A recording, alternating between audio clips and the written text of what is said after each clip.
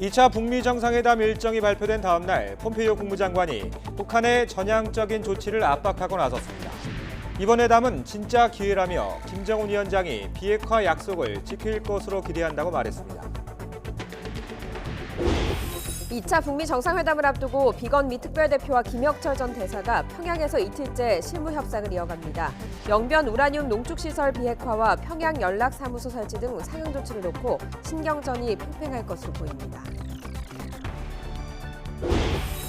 자유한국당은 전당대회가 2차 북미 정상회담과 같은 날 열리는 것과 관련해 오늘 지도부 회의를 열어 연기 여부를 논의합니다. 오세훈 전 서울시장은 오늘 기자회견을 열고 전당대회 출마를 공식 선언합니다. 서울 민심을 놓고 여당은 김경수 지사 판결에 대한 비판 여론이 높다며 법관 탄핵을 주장한 반면 야당은 헌법 불복을 거론하며 청와대를 겨냥하는 등 상반된 주장을 폈습니다. 2월 국회에서도 민생법안 처리가 무산될 우려가 커지고 있습니다. 8개월 동안 계속된 검찰의 사법농단 수사가 마무리 단계에 접어들었습니다. 검찰은 어제 양승태 전 대법원장을 마지막으로 소환 조사하고 다른 연루자들과 함께 오는 11일 재판에 넘길 계획입니다.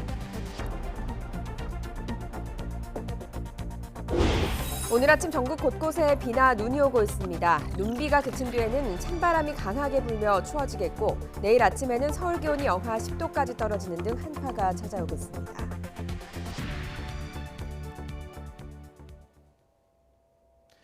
여러분 안녕하십니까? 2월 7일 목요일 굿모닝 YTN 시작합니다.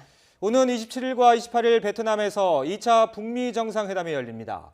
이 같은 발표가 있은 지 하루 만에 마이크 폼페이오 미 국무장관은 김정은 북한 국무위원장이 비핵화 약속을 지킬 것으로 기대한다고 말했습니다. 2차 북미 정상회담 일정이 공식 발표된 뒤 북한의 전향적인 조치를 압박하는 것으로 풀이됩니다. 워싱턴에서 김희준 특파원이 보도합니다. 트럼프 대통령이 2차 북미 정상회담 일정을 확정 발표한 이튿날 My relationship with Kim Jong-un is a good one.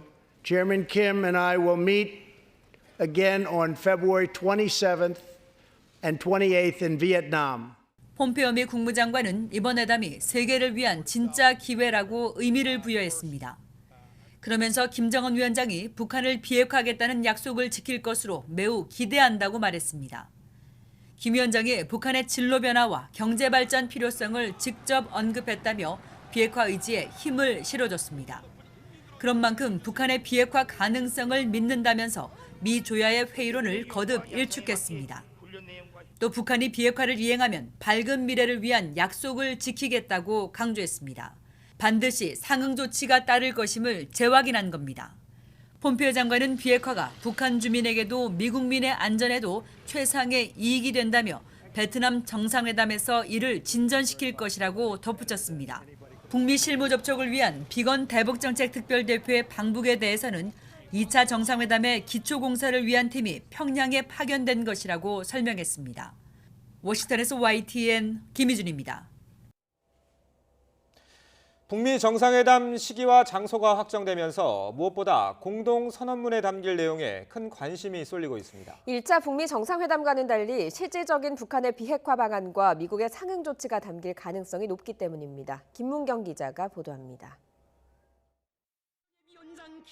지난해 6월 싱가포르 북미 정상회담에선 4개항의 공동 합의문이 나왔습니다. 평화와 번영을 위한 새로운 북미 관계 수립과 한반도 평화체제 구축을 약속하고 북한의 완전한 비핵화 노력과 6.25 전쟁 전사자 유해 송환이 담겼습니다. A really fantastic meeting. A lot of progress. Really very positive. I think better than anybody could have expected. 세상은 아마 중대한 변화를 보게 될 것입니다. 하지만 회담 직전까지 거론됐던 CVID, 즉 완전하고 검증 가능하며 돌이킬 수 없는 핵폐기가 빠지면서 기대에 못 미쳤다는 평가도 나왔습니다. 북한은 이후 전사자 유해 55구를 송환했지만 일회성 행사에 그쳤고 미국은 대북 제재를 유지하며 비핵화를 압박했습니다. 순식간에 녹을 듯했던 북미 관계는 예상을 깨고 제재 해제와 비핵화 약속 이행을 놓고 대립과 신경전이 계속된 겁니다. 결국 김영철 노동당 부위원장의 미국 방문과 두 정상의 서신 교환을 통한 톱다운 방식으로 2차 북미 정상회담이 확정됐습니다. I believe that the end of February we'll have another good marker along the way.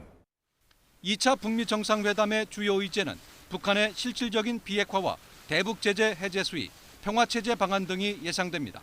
폼페이오 미 국무장관은 스웨덴 실무 협상에서 진전을 이뤘다고 밝혔지만 한쪽에선 여전히 북한 비핵화에 부정적 의견이 제기됩니다. 첫 만남이 역사적이었다면 2차 정상회담은 성과를 위한 실무형 만남이 될 가능성이 높아 회담 결과에 관심이 집중됩니다. YTN 김문경입니다.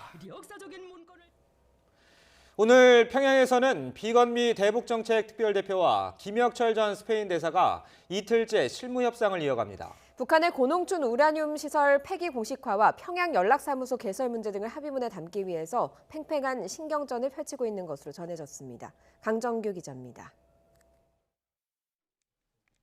북한과의 막판 실무 협상을 위해 평양으로 날아간 스티븐 비건 미국 대북정책 특별대표. 이미 하루를 넘긴 협상은 최종 합의문 조율을 위한 끝장談판으로 이어질 전망입니다.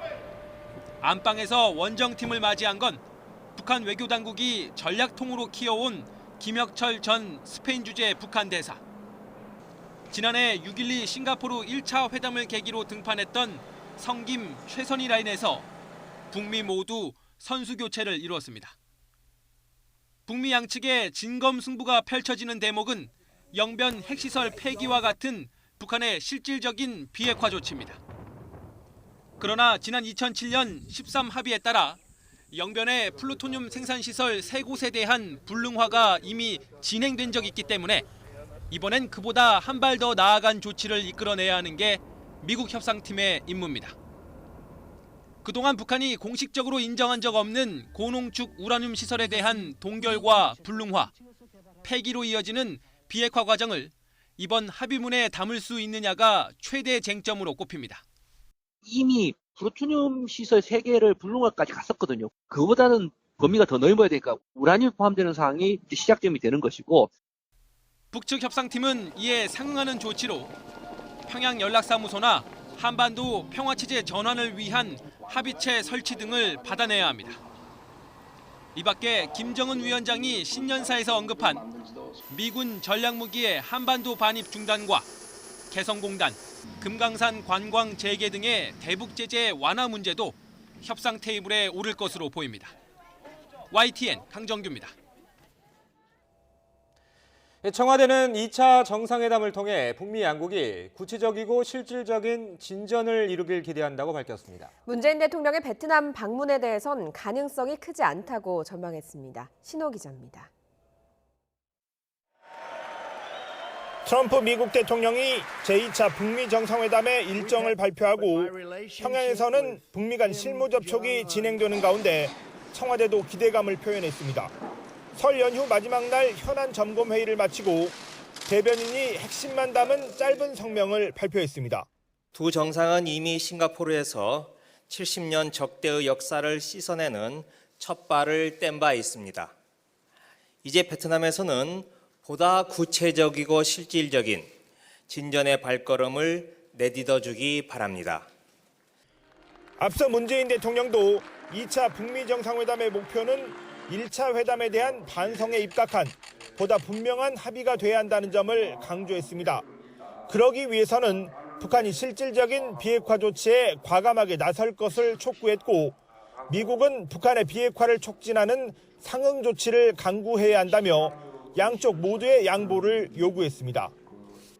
그동안 북미 간에 서로 먼저 해야 된다라는 서로 입장의 차이가 있었는데 그런 부분들이 제2차 북미 정상회담을 통해서 해소될 것으로 기대합니다. 청와대 관계자는 구체적인 도시가 발표되지 않은 것에 대해서는 우리가 말하기 어렵고 당사국인 북미 사이에서 공식 발표가 있을 것으로 안다고 덧붙였습니다. 무엇보다 관심을 모으는 문재인 대통령의 베트남 방문 여부에 대해서는 북미 실무 협상이 어떻게 진행되느냐에 달렸지만 가능성이 높지 않은 것으로 본다고 밝혔습니다. 이번 2차 북미 회담이 종전선언회까지 이를 경우 문 대통령도 참석할 가능성이 있는데 현재로서는 그 정도 속도를 기대하기는 어렵다는 뜻입니다. 트럼프 대통령과 김정은 위원장이 비핵화와 상응 조치에 구체적이고 실질적인 진전을 이룰 경우 한반도 평화 프로세스의 속도도 빨라질 것으로 보입니다. 추가적인 남북 경제 협력과 평화 협정을 시작하는 단계로서 종전선언, 김정은 위원장의 서울 답방 시기도 일찍 다가올 수 있습니다. 트럼프 대통령이 베트남에서 시진핑 주석도 만날 거라는 관측 기사도 나오고 있습니다. 문재인 대통령까지 합류하게 되면 사상 처음으로 남북, 미중 4개 나라 정상이 한자리에 모이게 되는데 청와대는 가능성이 크지 않다는 입장입니다. YTN 신호입니다. 자유한국당은 전당대회가 예정된 오는 27일 2차 북미 정상회담이 열린다고 발표되자 흥행에 비상이 걸릴까 고심하고 있습니다. 비상대책위원회는 오늘 회의를 열고 전당대회 연기 여부를 논의할 계획입니다. 우철희 기자가 보도합니다. 대권 주자들의 등판으로 분위기가 달아오른 자유한국당 전당대회에 북미 정상회담이라는 돌발 변수가 생겼습니다.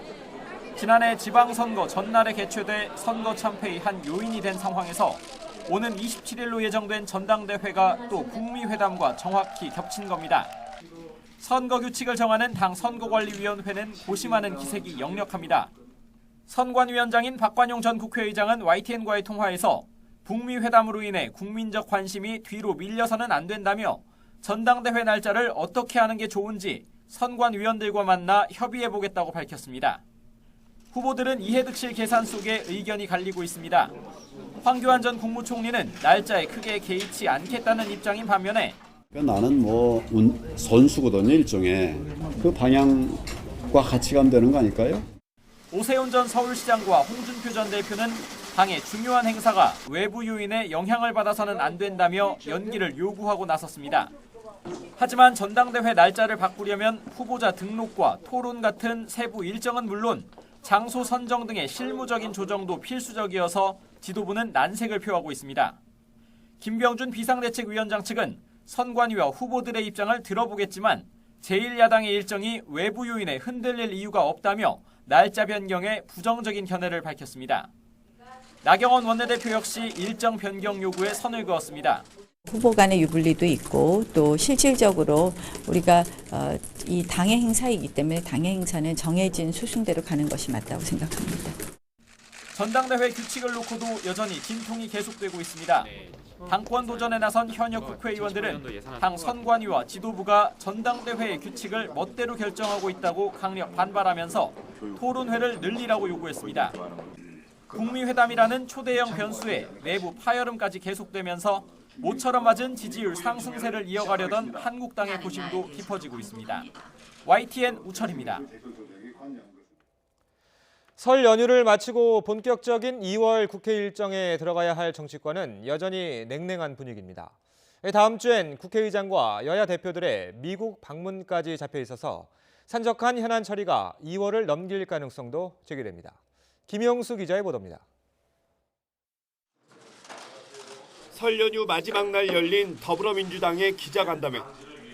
연휴 동안 민심을 들은 민주당 의원들은 김경수 지사 판결에 대한 비판 여론이 높다며 사법개혁을 위해 이른바 적폐법관 탄핵에 속도를 내겠다고 강조했습니다.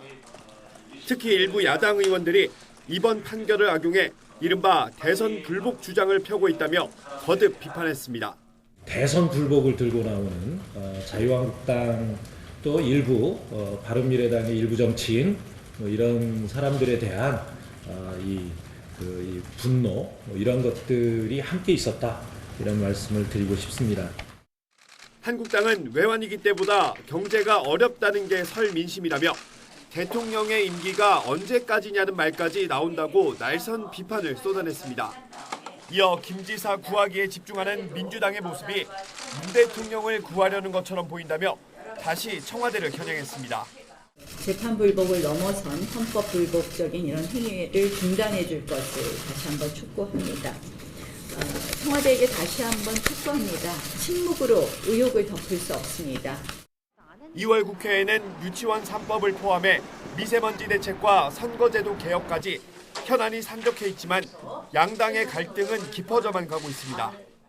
더불어민주당과 자유한국당은 서로의 이해관계가 맞아떨어지는 짬짬이 국회 파행과 일상적인 독단과 독선의 허물을 벗고 일하는 국회, 국민을 위한 국회가 되도록 환골탈퇴해야 할 것입니다. 한국당의 국회 일정 보이콧이 이어지고 있는 데다 다음 주에는 국회의장과 5당 지도부의 방미 일정도 잡히면서 주요 현안 처리가 2월을 넘길 가능성도 제기됩니다.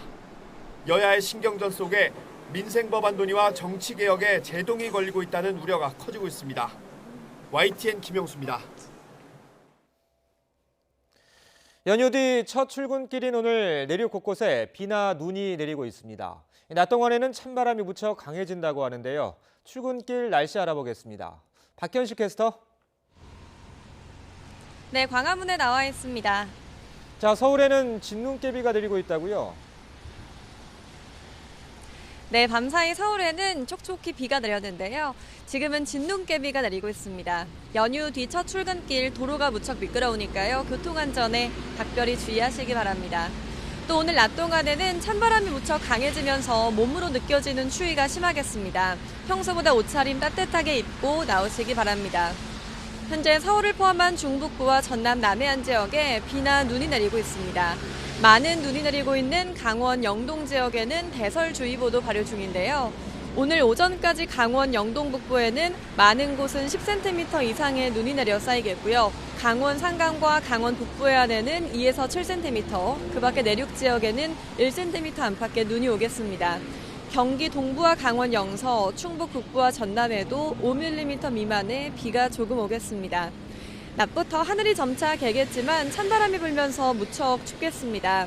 서울 0도, 광주 7도, 대구 8도로 어제보다 7도에서 9도가량이나 낮겠습니다. 내일 아침에는 서울 기온이 영하 10도까지 떨어지면서 막바지 한파가 맹위를 떨치겠습니다. 주말까지도 강추위가 계속될 것으로 보여서 추위 대비 잘해주시기 바랍니다. 지금까지 광화문에서 YTN 박현실입니다. 검찰의 사법농단 의혹 수사가 점차 마무리 단계에 들어서고 있습니다. 검찰은 양승태 전 대법원장을 어제 마지막으로 소환 조사한 데 이어 오는 11일쯤 양 전 대법원장과 일부 법관들을 재판에 넘길 방침입니다. 권남기 기자가 보도합니다. 검찰이 설 연휴에도 구속 상태인 양승태 전 대법원장을 구치소에서 불러 비공개 조사를 벌였습니다. 마지막 조사가 될 가능성이 큽니다. 양 전 대법원장은 첫 소환 조사 때 밝힌 것처럼 여전히 자신의 혐의 대부분을 부인한 것으로 전해졌습니다. 공정한 시각에서 이 사건이 소명되기를 바랄 뿐입니다. 검찰은 설 연휴에도 사법농단 수사를 계속하며 양 전 대법원장 등에 대한 기소 준비를 상당 부분 마쳤습니다. 검찰은 우선 양 전 대법원장과 함께 박병대, 고영환 전 대법관도 재판에 넘길 예정입니다. 임종원 전 법원행정처 차장도 판사 블랙리스트에 가담한 혐의를 추가할 계획입니다. 이들에 대한 기소는 오는 11일쯤 이뤄질 예정입니다.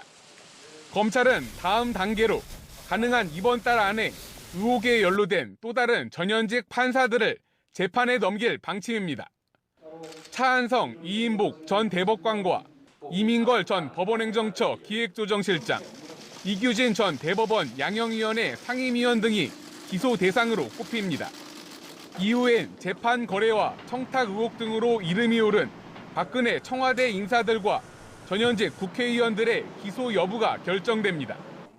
사실상 사법농단 의혹 수사의 마무리 절차로 검찰은 이미 상당 부분 조사를 마친 만큼 관련자들에 대한 소환 조사보단 법리 검토에 집중할 것으로 보입니다. YTN 권남기입니다. 조재범 전 쇼트트랙 국가대표 코치의 성폭행 혐의에 대해 경찰이 혐의가 인정된다는 수사 결과를 내놨습니다. 경기 남부지방경찰청은 조 전 코치를 아동 청소년의 성보호에 관한 법률 위반 등의 혐의로 오늘 검찰에 송치하기로 했습니다. 경찰은 조 전 코치가 혐의를 전면 부인했지만 피의자인 심석희 선수의 진술이 구체적이고 일관되며 둘 사이에 성폭행과 관련된 대화를 나눈 휴대전화 메시지 등을 통해 조 씨의 혐의가 입증된다고 판단했습니다. 조정 코치는 심 선수가 고등학교 2학년이던 지난 2014년 8월부터 2017년 12월까지 태릉 진천 선수촌과 한국 최대 빙상장 등 7곳에서 심 선수를 수차례 성폭행한 혐의를 받고 있습니다. 공무상 비밀누설 혐의로 고발된 김태우 전 청와대 특별감찰반 수사관이 오는 12일 검찰 조사를 받을 예정입니다. 김 전 수사관 측 변호인은 사건을 담당하고 있는 수원지방검찰청이 오는 10일 오전 10시 소환 조사를 요청해왔고 응하기로 했다고 밝혔습니다. 앞서 김 전 수사관은 청와대 특별감찰반에 근무할 때 윗선의 지시에 따라 민간인 사찰 등이 포함된 첩보를 생산했다며 폭로했고 이에 대해 청와대는 모든 의혹을 부인하며 김 전 수사관을 검찰에 고발했습니다. 지난 2011년 정부는 재벌의 일감 몰아주기 편법 증여를 근절하겠다며 규제를 만들었습니다. 그런데 오히려 재벌의 부담이 줄어들었습니다. 뒤늦게 끼워 넣은 단어 하나로 현대차그룹 정의선 부회장은 수백억 원의 증여세를 내지 않게 됐습니다. 최민기 기자의 단독 보도입니다. 지난 2011년 정부는 재벌가의 편법 증여를 차단하겠다며 증여세법을 손질했습니다. 그룹의 비상장사를 싼 값에 자녀들에게 물려준 뒤 일감을 몰아주는 일이 재벌가 내의 관행처럼 성행했기 때문입니다. 개정된 법에 따라 친족회사나 그룹 계열사 등 특수관계 법인과의 내부거래 비율이 전체 매출의 30%를 넘으면 증여세가 부과되기 시작했습니다. 그런데 그 뒤로 과세 인원이나 금액이 오히려 큰 폭으로 감소하면서 줄곧 실효성 논란에 시달렸습니다. 그 이유 가운데 하나는 기획재정부가 시행령 안에 뒤늦게 끼워 넣은 단어 때문이었습니다. 당시 기재부는 수출을 장려한다는 명분으로 수출 목적으로 해외 법인과 거래한 매출액은 일감 몰아주기 과세 대상에서 빼주기로 했습니다. 처음 입법 예고안 안에는 과세 대상 매출 범위에 제품만 포함됐지만 나중에 확정된 안에서는 느닷없이 제품이 아닌 상품까지 추가된 겁니다. 세법에서 제품에 대한 규정이 있다면 제조업을 지원하기 위한 거고요. 상품에 대한 규정이 있다면 이것은 제조업과 관계없이 도소매업이나 유통업을 의미하기 때문에 이 작은 변화로 현대가는 막대한 혜택을 입습니다.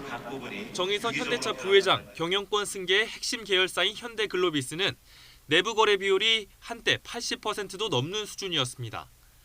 그러나 글로비스는 제조회사가 아닌 유통물류회사. 제품이 아닌 상품 거래까지 인정되는 문구로 정 부회장은 막대한 증여세를 피해갈 수 있게 됐습니다. YTN이 입수한 국세청 자료를 보면 2012년 당시 정 부회장이 내야 할 증여세는 238억 원 정도였지만 이 조항에 힘입어 무려 208억 원가량을 감면받았습니다. 글로비스의 해외 법인 거래가 늘면서 2014년 무렵부터는 아예 증여세를 내지 않은 것으로 확인됐습니다. 상품이란 단어가 포함되지 않았다면 그간 정 부회장이 냈어야 할 증여세는 무려 1,000억 원에 육박할 것으로 추산됩니다. 그렇다면 당시 상품이란 단어는 어떻게 추가됐을까? 기획재정부는 무책임한 답변을 내놓았습니다. 상품이나 제품이나 그게 그것이고 하나하나에 엄청난 의미를 부여하시고 있는 것 같은데요. 이제 거치다 보면요. 이거 상품 만들었네, 그러면 제품도 넣어야지 하면 넣을 수도 있는 거고, 그런 거지. 그 상품, 제품, 그거는 특별한 의미가 있는 건 아니고, 처음에는 이런 정도 범위였는데, 이런 정도 범위까지 확대했다. 그런 것도 내용이 전혀 없어요. 하지만 YTN 취재 결과 당시 재계를 대변하는 전국경제인연합회 전경련은 기획재정부의 입법 예고 이후 기재부를 찾아가 상품까지 포함해달라고 요청한 것으로 확인됐습니다. 그리고 전경련의 이런 요구는 얼마 안가 현실이 됐습니다. 일감 몰아주기를 막겠다고 법을 도입해놓고도 정작 담당 부처의 허술한 규제 설계 탓으로 재벌가 편법 증여에 되려 면죄부를 주었다는 비판을 피하기 어려워 보입니다. YTN 최민기입니다. 이런 황당한 행정은 공정거래위원회에서도 확인할 수 있었습니다. 공정위는 매년 대기업의 내부 거래 비율을 발표하면서 해외 매출액을 빼고 공시해왔습니다. 재벌 정책의 중요한 기초자료가 엉망으로 작성되고 있는 건데 YTN 취재진에게 돌아온 답변은 그저 관행이라는 것이었습니다. 이어서 차정윤 기자입니다. 기획재정부가 일감 몰아주기 규제를 만들면서 해외 특수법인과의 거래액을 빼준 이유는 수출입니다. 그런데 따져보면 증여세를 내는 주체는 법인, 즉 회사가 아닌 최대 주주인 총수 일가입니다. 원칙적으로는 기업 수출이 위축될 이유가 없습니다. 게다가 수출 목적이라 하더라도 국내 계열사와의 매출은 과세 대상이 된다는 점에서 형평성 논란도 제기되고 있습니다. 해외 지사를 통해서 물류에 대한 매출을 어디에 잡느냐는 굉장히 기술적인 부분입니다. 이것이 수출과 또는 수입과 직접적인 관련성은 전혀 없다는 것입니다. 정부 관료들이 이런 것들을 디테일한 것들을 모른다면 너무 무능한 것이고요. 알고도 이런다면 이것은 공범이라고 생각됩니다. 그런데 엉뚱하게도 이렇게 논란이 많은 기준을 공정거래위원회가 그대로 이용하고 있었습니다. 공정위는 1년에 한 번 대기업 그룹의 내부 거래 비율을 발표하고 있는데 이는 재벌 정책의 기초가 되는 중요한 자료로 활용됩니다. 그런데 2017년 현대 글로비스의 내부 거래 비율은 3분의 2에 달했는데도 공정위는 해외 매출액을 다 빼주고 20% 남짓으로 축소해 공지했습니다. 이에 대해 공정위는 현대 글로비스가 해외 특수법인과의 거래가 많아 내부 거래 비율이 왜곡되는 점은 인정하면서도 기준을 바꿀 수는 없다고 해명했습니다. 그러면서 정책이 국내 시장을 대상으로 한 것이라며 예전부터 그렇게 해왔다고 강조했습니다. YTN이 확인한 결과 내부 거래 비율을 공시하면서 해외 매출을 빼주라는 명시적 근거는 어디에도 없습니다. 사실 지금 가장 심각한 문제점 중에 하나가 이제 일감 몰아주기와 관련된 논란입니다. 김상조 공정위원장은 팀이 날 때마다 재벌의 내부 거래에 엄포를 놓고 있지만 정작 재벌 봐주기로 보일 수 있는 잘못된 공시 기준부터 바로 잡아야 한다는 지적입니다. YTN 차종은입니다. 설 연휴 기간 확산이 우려됐던 구제역이 지난달 31일 이후 추가로 발병했다는 소식은 없습니다. 정부는 앞으로 일주일을 고비로 보고 있습니다. 김정회 기자입니다. 구제역이 엿새째 잠잠합니다. 설 연휴 이동에 따른 확산 우려가 컸는데 지난달 31일 이후 추가 발병 소식이 없습니다. 정부는 앞으로 일주일이 구제역 확산 여부의 최대 고비라고 보고 막판 방역에 힘을 쏟고 있습니다. 최대 14일에 달하는 잠복기, 예방접종 후 4, 5일 뒤에야 형성되는 구제역 백신 항체 기간을 고려한 결과입니다. 이에 따라 당장 7일을 일제 소독의 날로 정해 전국 포유류 도축장 73곳을 소독할 예정입니다. 각 시군의 소독 전담관도 보내 진입로와 계류장, 차량에 대한 소독 상황을 감독합니다. 전국 우제류 농장도 모두 소독하고 소, 돼지의 구제역 백신을 긴급 접종함에 따라 줄어든 비축 물량은 오는 15일까지 260만 두분 수입한 뒤 이달 말까지 추가로 확보한다는 계획입니다. 정부는 연휴 기간 축산 관계자가 해외여행을 다녀온 뒤 복귀할 경우엔 철저한 소독이 필요하다며 가축이 의심 증상을 보이면 즉시 방역 당국에 신고해달라고 당부했습니다. YTN 김정희입니다. 어젯밤 9시쯤 강원도 강릉시 견소동에 있는 강릉항 요트 계류장에서 60대로 보이는 남성이 의식과 호흡을 잃은 채 발견됐습니다. 해경과 119 구조대가 출동해 물에 빠진 남성을 구조한 뒤 심폐소생술을 하며 병원으로 옮겼지만 끝내 숨졌습니다. 해경은 60대로 추정되는 남성의 신원 파악과 함께 물에 빠진 경위를 조사하고 있습니다. 어제 오후 4시 반쯤 서울 종로구 연지동의 전선 제조업체 창고에서 불이 나 1시간여 만에 꺼졌습니다. 이 불로 71살 남성 A씨가 다쳐 병원으로 옮겨졌지만 숨졌습니다. 경찰과 소방당국은 정확한 화재 원인을 조사하고 있습니다.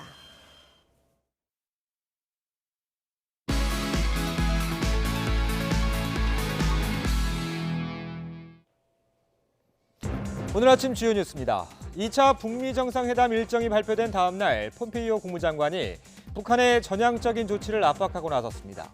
이번 회담은 진짜 기회라며 김정은 위원장이 비핵화 약속을 지킬 것으로 기대한다고 말했습니다.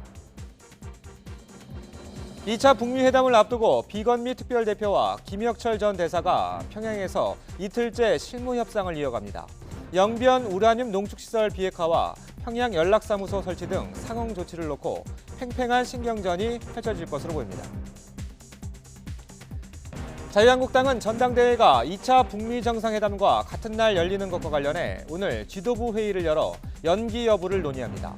오세훈 전 서울시장은 오늘 기자회견을 열고 전당대회 출마를 공식 선언합니다. 오늘 아침 전국 곳곳에 비나 눈이 오고 있습니다. 눈비가 그친 뒤에는 찬바람이 강하게 불며 추워지겠고 내일 아침에는 서울 기온이 영하 10도까지 떨어지는 등 한파가 찾아오겠습니다. 오늘 아침 주요 뉴스였습니다.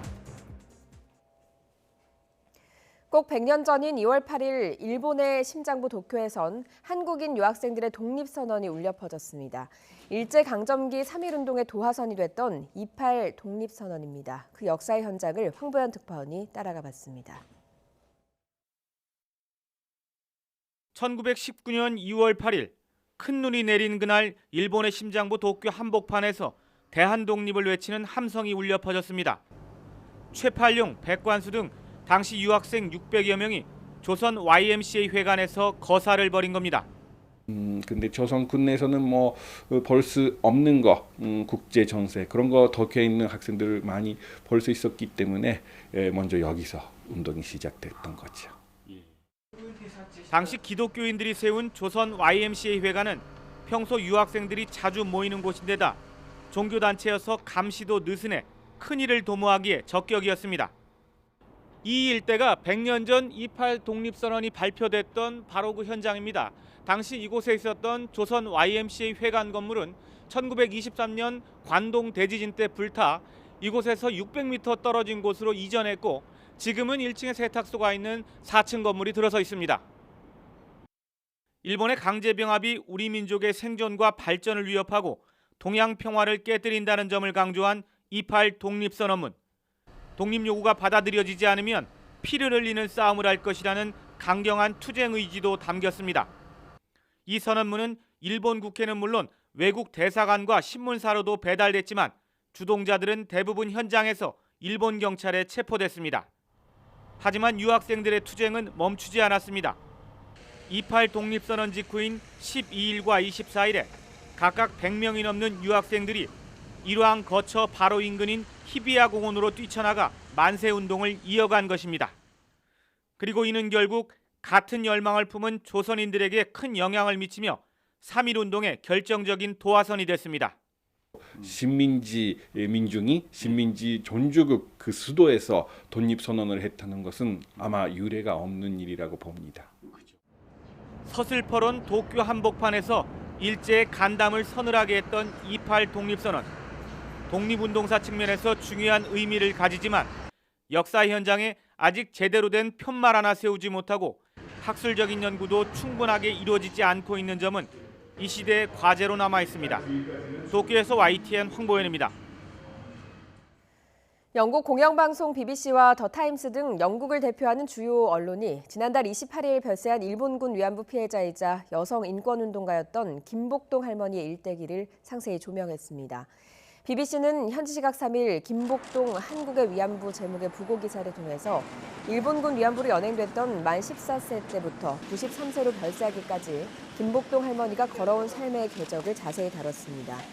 일간 더타임스 역시 부고 기사를 통해 1926년 양산 한 농가의 넷째 딸로 태어난 김 할머니의 인생 역정과 2014년 방한한 프란치스코 교황을 만나 일본의 진정한 사과를 촉구해달라고 요청했다는 점을 전했습니다.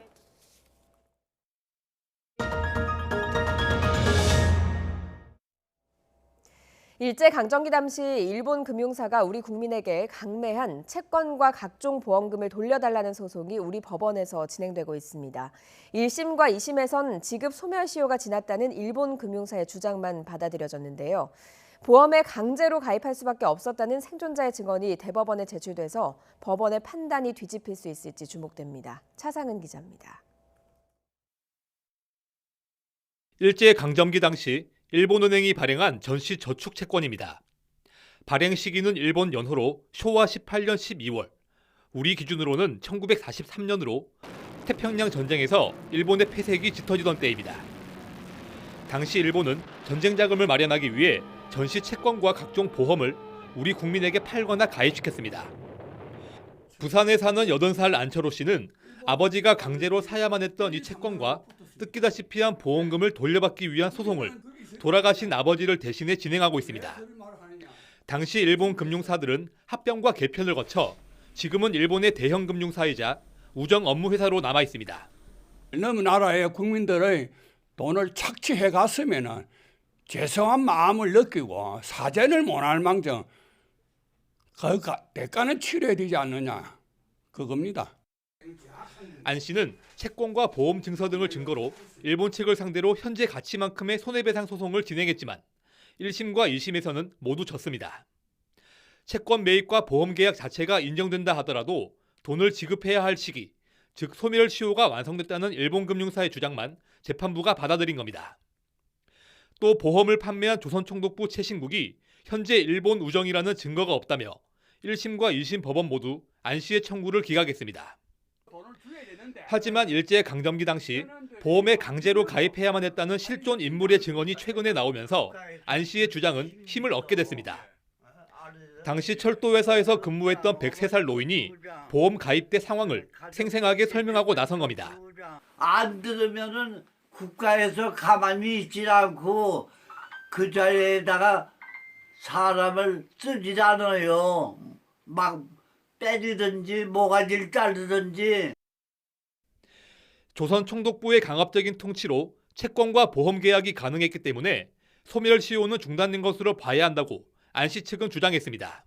부당이득을 누리고 그걸 기반으로 해서 엄청난 자본 축적을 했음에도 불구하고 자기들이 판 채권, 보험에 대한 그런 계약 의무자로서 그거는 너무나 잘못된. 안 씨의 손해배상 소송에 대해 일본 금융사들은 김앤장을 비롯해 우리나라 3대 로펌을 선임하며 대응하고 있습니다. 일제강점기 때 수탈당한 우리 국민이 일본 금융사를 상대로 제기한 소송의 최종 판단은 대법원으로 넘어갔습니다. YTN 차상은입니다.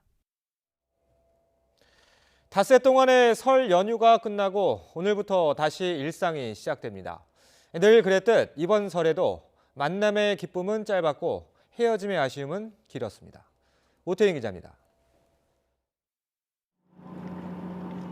여러 선물들로 귀경객을 태운 여객선이 미끄러지듯 무트로 들어옵니다.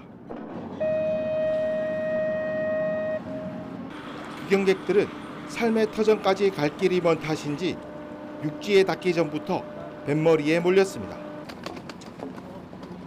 무트로의 도착은 귀경의 끝이 아니라 시작.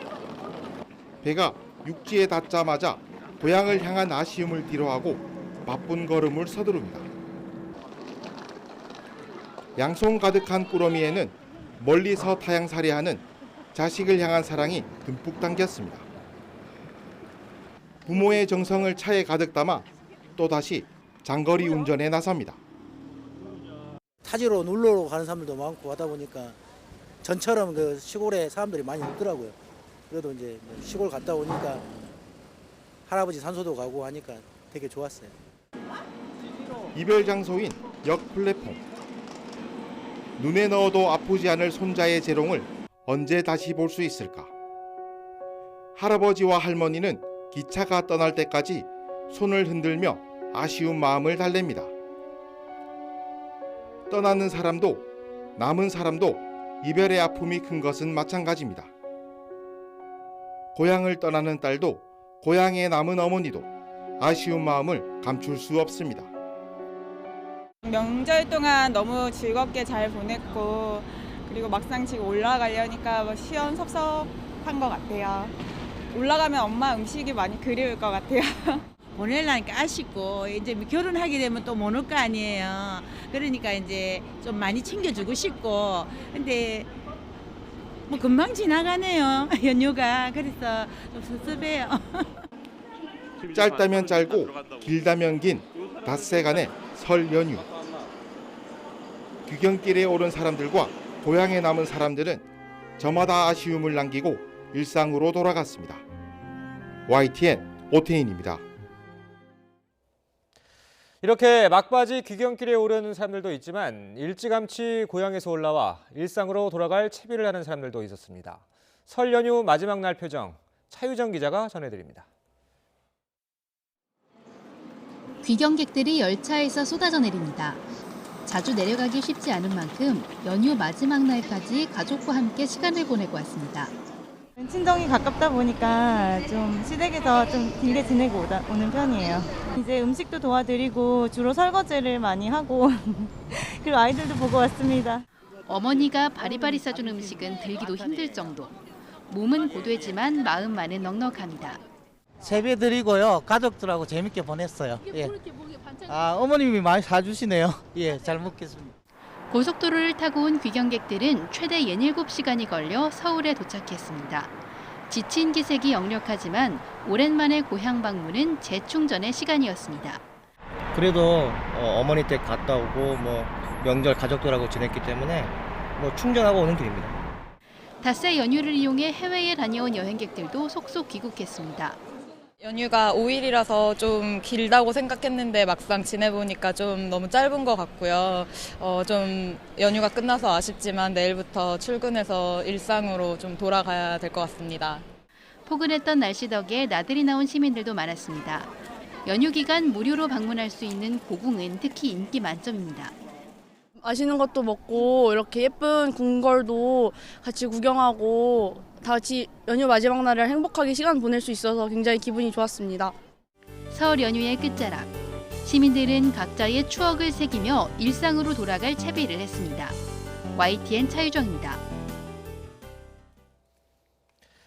필리핀으로 불법 수출됐다가 지난 3일 국내로 돌아온 폐기물 일부가 오늘 개봉됩니다. 환경부와 평택세관은 오늘 오후 폐기물이 실린 컨테이너 중 한두 개를 열어 종류와 상태를 점검할 예정입니다. 환경부는 현장 조사 후 폐기물관리법상 방치 폐기물 처리 절차에 따라 처리한다는 계획인데 처리 책임을 놓고 환경부와 평택시의 입장이 엇갈려 시간이 걸릴 전망입니다. 올해도 경제 상황이 만만치 않아 보입니다. 취업 한파가 좀처럼 누그러지지 않고 있는데 올해 경제 살리기도 무엇보다 고용이 관건이 될 전망입니다. 조태현 기자가 취재했습니다. 입시학원과 공무원학원, 고시촌 등이 몰려있는 서울 노량진 일대. 특히 공무원이 되길 원하는 청년들이 많습니다. 이들이 공무원 시험을 준비하는 건 극심한 취업난과 무관하지 않습니다.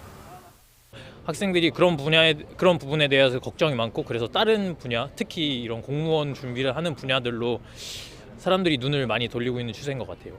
지난해 취업자는 2017년보다 10만 명가량 증가하는 데 그쳤습니다. 9년 만에 최소 증가폭이었습니다. 실업률은 17년 만에 최고치로 치솟았는데 청년 실업률도 여전히 높았습니다. 특히 체감 실업률인 청년 확장 실업률은 지난 2015년 통계 작성 이후 최고를 기록했습니다. 문제는 고용 사정이 좀처럼 개선될 기미를 보이지 않는다는 점입니다. 한국은행은 지난해에 이어 올해와 내년에도 취업자 수 증가폭이 20만 명을 밑돌 것으로 내다봤습니다. 경기 회복을 위해선 고용 개선이 무엇보다 시급하다는 지적이 나오는 이유입니다. 우리 성장과 관련해서 좀 국민들이 피부에 와닿게 체감 경기를 높일 수 있는 가장 중요한 것은 저는 뭐니 해도 고용으로 보고 있습니다. 고용 확대를 통한 소득 증가는 소비로 이어지고 이는 경기 활성화를 유도해 고용이 더 늘어나는 선순환 구조를 만들기 때문입니다. 단기적으로는 정부 지출, 정부 재정 지출을 통해서 고용을 늘리는 것이 가장 합리적인 정책일 수 있겠습니다. 그리고 생산성이 늘어야 기업들이나 혹은 자영업자들이 임금을 줄 여력이 늘어나게 되고 그에 따라 고용이 증대될 수 있겠습니다. 따라서 정부가 위축 추세인 민간의 고용을 확대하기 위한 종합적이고 적극적인 대책을 시급히 마련해야 한다는 목소리가 갈수록 커지고 있습니다. YTN 조태현입니다. 프로배구 대한항공이 우리카드의 완승을 거두고 2위 자리를 되찾았습니다. 대한항공은 장충체육관 원정 경기에서 외국인 선수 가스파리니와 레프트 곽승석이 공격을 주도해 3대 0으로 이겼습니다.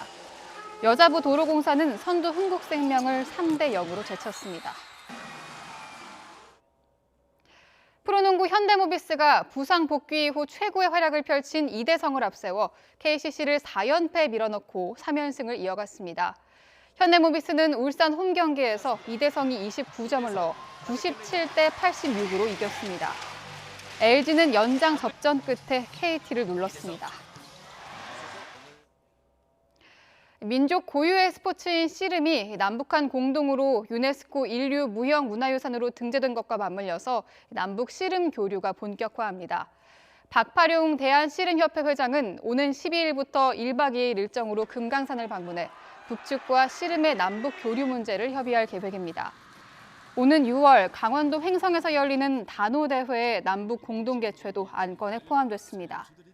씨름협회는 지난해 11월 씨름이 유네스코 인류 무형유산으로 등재된 후 씨름 남북 친선 경기 개최 등 교류를 추진해왔습니다. PGA 투어와 미국이 낚시꾼 스윙 골퍼 최호성에 열광하고 있습니다. PGA 홈페이지가 집중 조명하는가 하면 내로라 하는 스포츠 스타들이 우상으로 삼고 있습니다. 서봉국 기자가 보도합니다.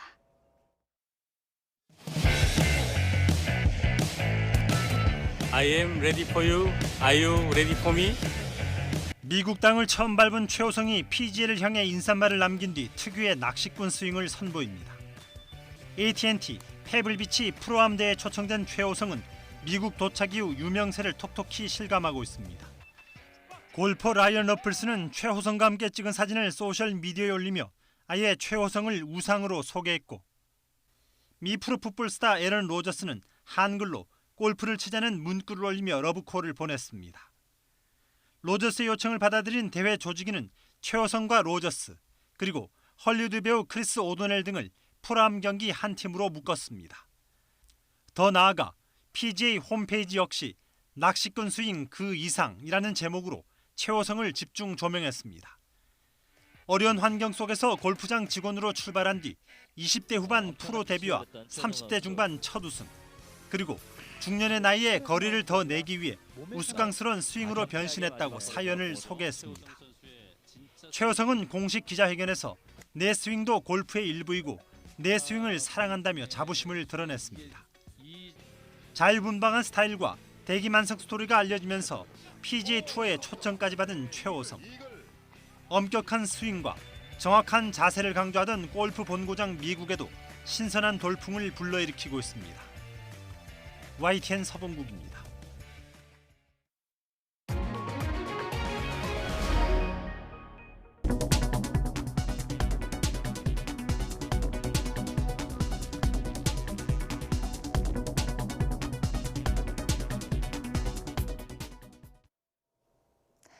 설 연휴가 끝난 뒤 첫 출근길이 밝아오고 있습니다. 지금 서울 등 수도권 지역은 북부 지역은 약하게 눈발이 날리거나 빗방울이 조금씩 떨어지고 있는데요. 영동 북부에는 대설주의보가 내려진 가운데 눈이 오고 있습니다.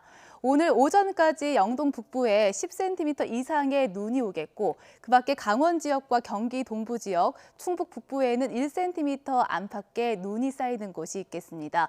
서울 등 수도권 지역은 아침까지 산발적인 눈발이 약하게 날리겠습니다. 비나 눈이 그친 뒤 북극 한기가 내려오며 날씨가 급격하게 추워지겠습니다. 현재 서울 기온은 영상권이지만 낮 기온은 0도로 낮이 더 추워지겠고요. 바람 때문에 체감 온도는 낮 동안 영하 5도 선까지 떨어지겠습니다. 퇴근길엔 실제 기온이 영하 5도, 체감 온도는 영하 11도까지 뚝 떨어질 것으로 보이니까요. 따뜻한 옷차림하고 나오셔야겠습니다. 오늘 낮부터 하늘은 점차 개겠고 찬바람이 불며 미세먼지 농도는 보통 수준을 점차 회복하겠습니다. 현재 기온은 어제 아침보다 높아 아직은 크게 춥지 않습니다. 서울 기온이 0.8도, 대구가 영상 4.3도, 부산은 10.1도까지 올라 있는데요. 하지만 낮 기온은 중부 지역을 중심으로 어제보다 10도가량 떨어집니다. 서울의 한낮 기온이 0도에 그치겠고 춘천 4도, 강릉과 안동 7도, 대구 8도, 부산 11도 선에 그치겠습니다. 내일 아침은 서울의 기온이 영하 10도까지 내려가면서 모처럼 매서운 한파가 찾아오겠고요. 이번 추위는 주말까지 이어진 뒤에 점차 누그러질 것으로 예상됩니다. 날씨 정보였습니다.